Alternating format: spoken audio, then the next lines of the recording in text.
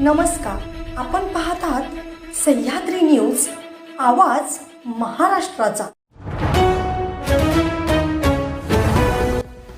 अभी तुम्हारा मराठी पण निकालता हूँ। कल्याणमध्ये दादागिरी, माणसं आणून मराठी कुटुंबाला मारहाण। कल्याणच्या हाय प्रोफाईल सोसायटीमध्ये अखिलेश शुक्ला नावाच्या व्यक्तीनं सोसायटी बाहेर माणसं आणून बिल्डिंगमधील मराठी कुटुंबातील लोकांना लोखंडी रॉड, पाईप व काठ्या तसेच लाकडी पट्ट्यानं मारहाण केली आहे।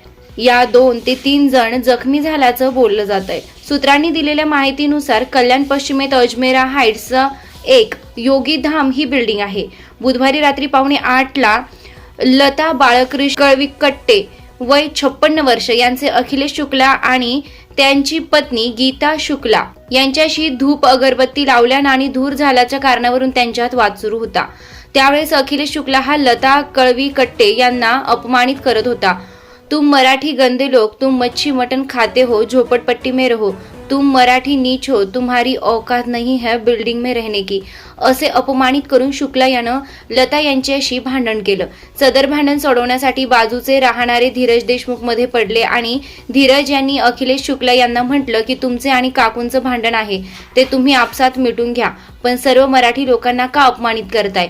यावेळी अखिलेश शुक्ला म्हणाला की मी मंत्रालयात कामाला आहे, तू मला मराठीचं सांगू नकोस, तुझ्यासारखे 56 मराठी लोग माझे समोर झाडू मारतात।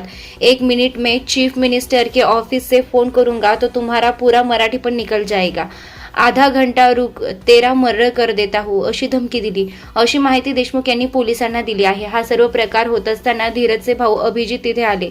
त्यावेळेस अखिलेश यांची पत्नी गीता शुक्ला भाऊ अभिजित याला टकल्या म्हणून हिणवू लागली।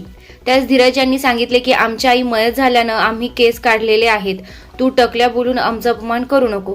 त्यावर अखिलेश आम्हाला म्हणाला की तुमको मालूम नहीं मैं कौन हूँ, सारी पुलिस मुझसे डरती है, अभी तुम्हारा मराठी पण निकालतो हूँ, मुझे सिर्फ आधा घंटा दो, असे धमकावून तो तिथून निघून त्याच्या घरी गेला।